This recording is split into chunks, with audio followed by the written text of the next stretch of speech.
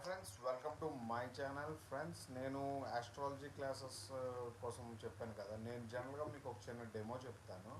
జనరల్గా మీరు back side చూస్తున్నది ఏదైతే ఉందో అది జనరల్గా ఏంటంటే మన జాతక చక్రం. అంటే ఇప్పుడు జనరల్గా మనం 12 రాసుల్ని ఎలా చూస్తాము, అందులో ఉన్న నక్షత్రాలు ఏంటి అనేది మీరు బ్యాక్ సైడ్ చూసినట్టయితే మీరు చూడండి. మొత్తం నక్షత్రాలని ఎక్కడెక్కడ ఏ నక్షత్రాలు, మేష రాశి దగ్గర నుంచి మొదలు పెడితే మీరు ఇలా చూసినట్టయితే మీన రాశి వరకు ఏ నక్షత్రాలు ఎందులో ఉంటాయనేది మనం జనరల్గా ఇప్పటివరకు ఆస్ట్రాలజీలో మనం రెగ్యులర్గా ఫాలో అవుతూ ఉన్నాం.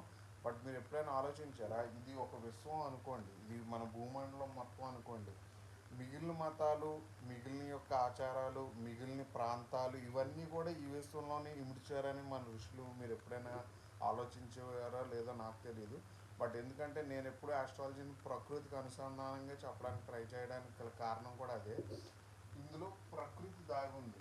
దీన్ని ఇప్పుడు మీరు డీకోడ్ చేయాల్సి ఉంటుంది, మ్యాథమెటికల్గా డీకోడ్ చేయాల్సి ఉంటుంది.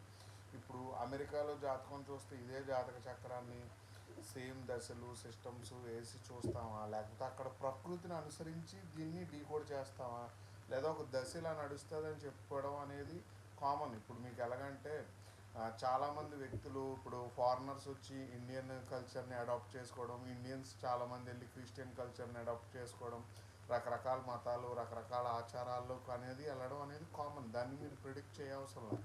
ఎవరికి ఏది కంఫర్ట్ ఉంటే అది జరుగుతుంది. బట్ ఒక రాజయోగాన్ని ఒక అద్భుతమైన స్థానాల్లో ఈరోజు వరకు కీర్తించబడుతున్న ప్రతి వ్యక్తి యొక్క జీవితాన్ని డీకోడ్ చేసినట్టయితే ఒక ప్యాటర్న్ ఉంటుంది. ఆ ప్యాటర్న్ అనేది ఒక స్థలాన్ని, వాళ్ళ యొక్క ఎంచుకున్న ప్లేస్మెంట్స్ని, వాళ్ళ యొక్క జీవితాన్ని, వాళ్ళ యొక్క ఆచరించిన ఒక స్టెప్ బై స్టెప్ అనేది ఉంటుంది. అంటే మీకు ఒక సింపుల్గా ఒక ఎగ్జాంపుల్ చెప్తాను. గత 7-8 సంవత్సరాలుగా యూట్యూబ్ అనే ప్లాట్ఫామ్లోకి వచ్చిన వాళ్ళకి యూట్యూబ్ అనే యోగం, అంటే అదొక యోగం అనుకుందాం, అదొక ఆ ప్లాట్ఫామ్లోకి వచ్చి చాలామంది వచ్చినప్పటికి కొందరు మాత్రమే సెటిల్ అయ్యారు. ఆ కొందరు కొన్ని లక్షల్లో ఉన్నారనమాట. అంటే ఈ ప్లాట్ఫామ్ వచ్చింది కాబట్టి ఇందులోకి వచ్చి సర్వైవ్ అయ్యారు అందరూ.